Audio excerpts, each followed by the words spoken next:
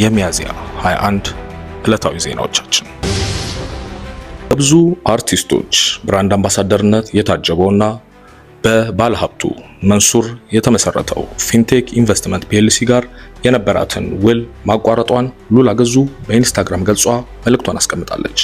በኢንስታግራም ላይ ገጿ ላይ ያስቀመጠችውም ጽሑፍ እንደሚል ነው። ውድ ወዳጆቼ ከፊንቴክ ኢንቨስትመንት ፒኤልሲ ጋር BYD የኤሌክትሪክ መኪኖችን ለማስተዋወቅ የብራንድ አምባሳደር ሆኜ ለመስራት ሂደቱ ተጀምሮ የነበረ ቢሆንም ከየካቲት 26 2017 ዓ.ም ጀምሮ በራሴ የግል ውሳኔ አብሮ የመስራት ስምምነቱን ሙሉ በሙሉ የተቋረጠ መሆኑን አስታውቃለሁ። ስለዚህም ከፊንቴክ ጋር ምንም አይነት ስራ ያልሰራው መሆኑንና ወደፊትም የድርጅቱን መኪኖችም ሆነ ሌሎች ምርትና አገልግሎቶችን የማስተዋወቅም የመደገፍም ሆነ የመወከል ኃላፊነት የሌለኝ መሆኑን በአክብሮት እገልጻለሁ። ፊንቴክ ኢንቨስትመንት ፒኤልሲ አብሮኝ ለመስራት ስላሳየው ፍላጎት እያመሰገንኩ መልካሙን ሁሉ እመኛለሁኝ። ከዚህ በኋላ በBYD መኪኖች ላይ ላላችሁ ማንኛውንም አይነት ጥያቄዎች በቀጥታ ድርጅቱን ማነጋገር የምትችሉ መሆኑን አሳውቃለሁኝ ከታላቅ አክብሮትና ምስጋና ጋር ስትል በኢንስታግራም ገጿ ላይ አጋርታለች። የግብፁ ፕሬዝዳንት አብዱልፈታህ አልሲሲና የሱዳኑ ጀነራል አብዱልፈታህ አልቡርሃን በናይል ተፋሰስ ላይ የውሃ ደህንነትን በጋራ ለማስጠበቅ መወያየታቸው ተገልጿል።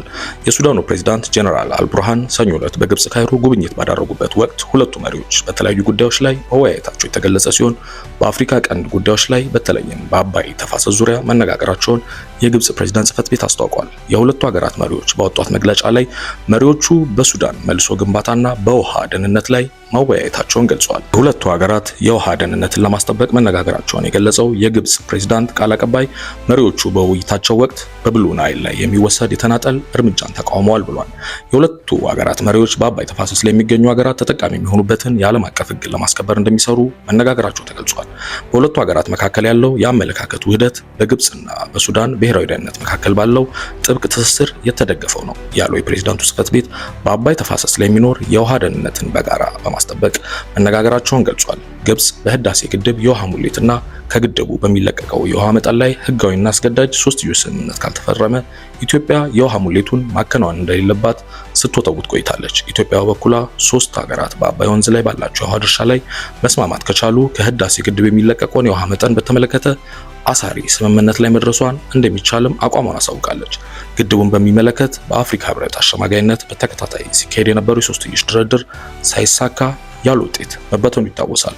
ግንባታው በዚህ ዓመት እንደሚጠናቀቅ የተነገረው ታላቁ የህዳሴ ግድብ በተወሰነ ደረጃ ኃይል እየመነጨ ሲሆን ግብፅ ግድቡ ከአባይ ወንዝ የምታገኘውን የውሃ መጠን ይቀንሳል የሚል ስጋቷን ስትገልጽ ቆይታለች። ግብፅ እና ቻይና፣ እስራኤልና አሜሪካ ተፋጠዋል። ግብፅና ቻይና በአይነቱ ልዩን የተባለ የመጀመሪያውን የጋራ ወታደራዊ ልምምድ በእስራኤል ድንበር አቅራቢያ መጀመራቸው ተገልጿል።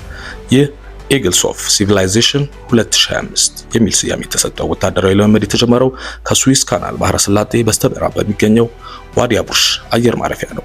ባለብዙ ሚና ተዋጊ አውሮፕላኖች የተሳተፉበት ይህ ልምምድ እስከ ግንቦት ወር አጋማሽ እንደሚቀጥልም እየተነገረ ነው።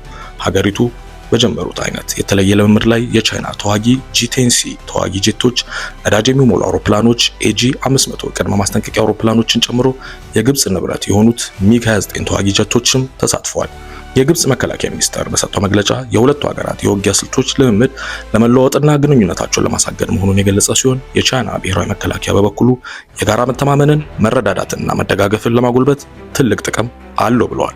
ይህንንም ተከትሎ ከእስራኤል ድንበር አቅራቢያ የሰፈረው የግብፅ ወታደር ቁጥር እየጨመረ መምጣቱ የራስ ምታት የሆነባቸው የእስራኤል መከላከያ ባለስልጣናትና ግብፅ መካከል ያለው ውጥረትን አባብሶበታል ይላሉ።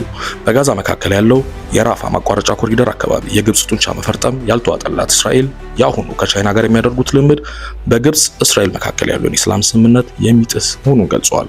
ለግብፅ ከፍተኛ ወታደራዊ ድጋፍ የምታደርጉ አሜሪካም ተቆጥታለች። የሁለቱን ልምምድ ያበሳጫቸው የትራምፕ አስተዳደር ሀገራቸው አሜሪካ የዓለማችን ዋነኛ በሆነው በስዊስ ካናል የሚንቀሳቀሱ የሀገሪቱ የንግድ መርከቦች ከዚህ በኋላ ምንም አይነት ክፍያ እንደማይከፍሉ ገልጿል።